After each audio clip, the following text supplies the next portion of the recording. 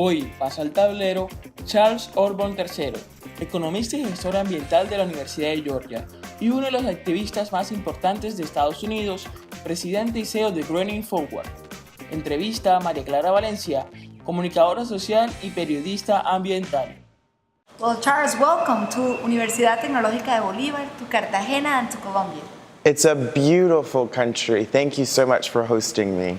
Well, we're so happy to have you here. We just ended this nice conference that you made here with the community and with the students. And I was wondering, one of your main phrases is that youth can change the world.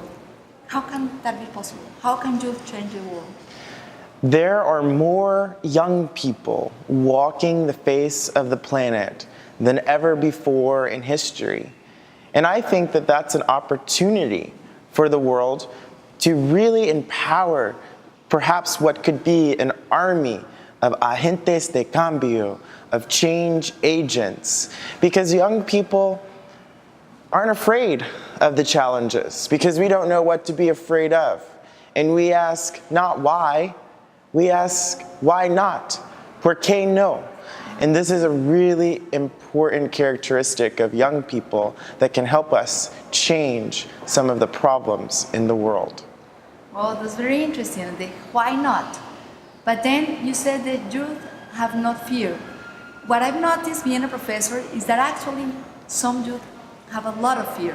The fear of being, I don't know, signal, the fear of being, I don't know, in shame, you know. How they can overcome fear and work on environmental things and any other thing? So the natural sense of young people is to have no fear.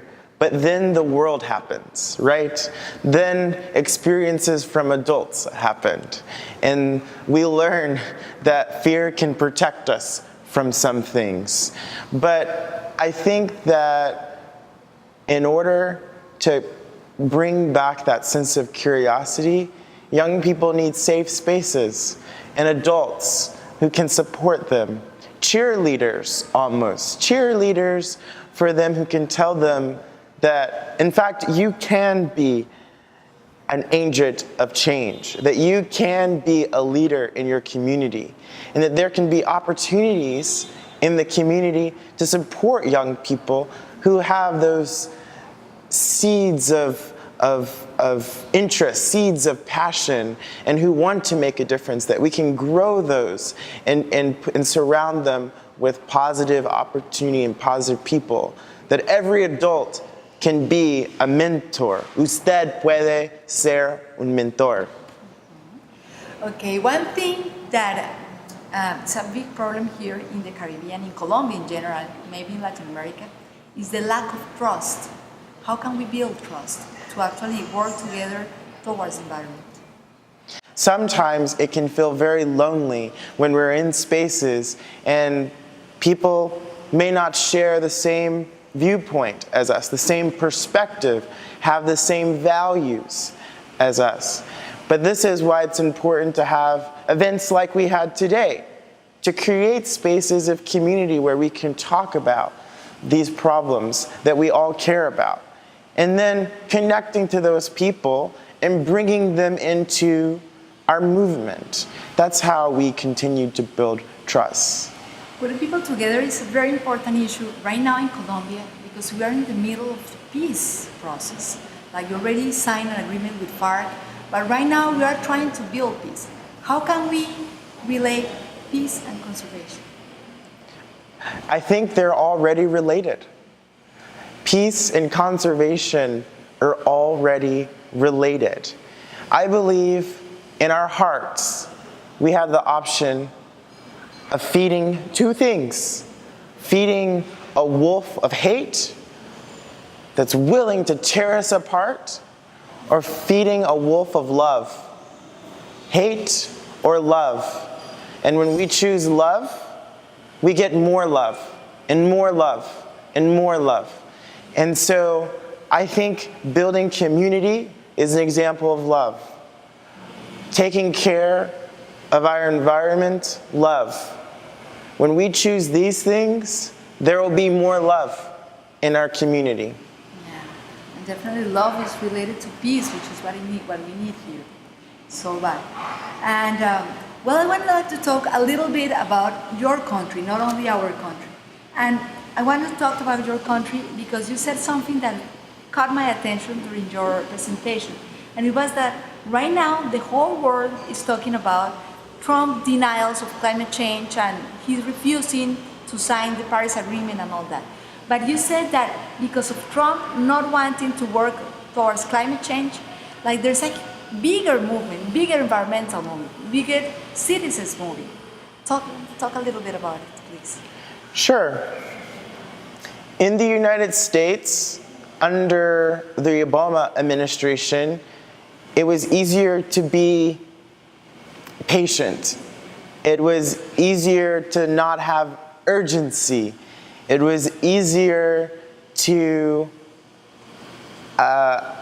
aplazar los problemas. And now, under Donald Trump, there's more threats. And so we must unite more quickly. There can't be this procrastination of the issues.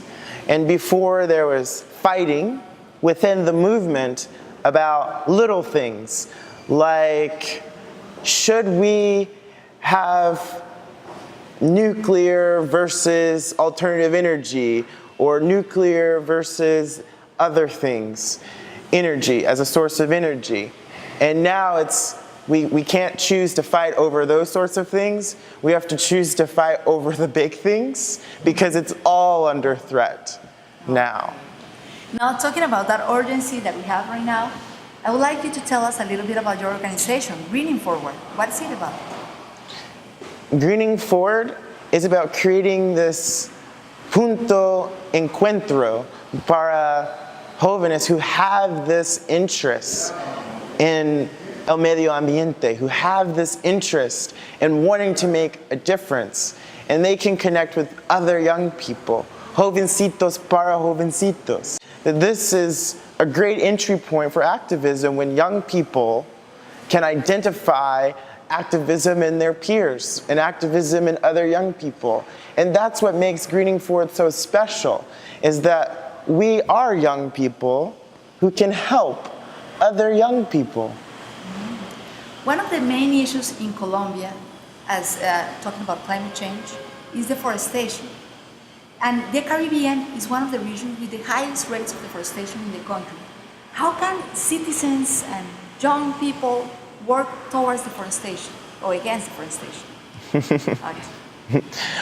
People can work towards reforestation and decreasing deforestation by putting pressure on the government, putting pressure on the industries that are responsible for these decisions, and also making decisions themselves that are responsible.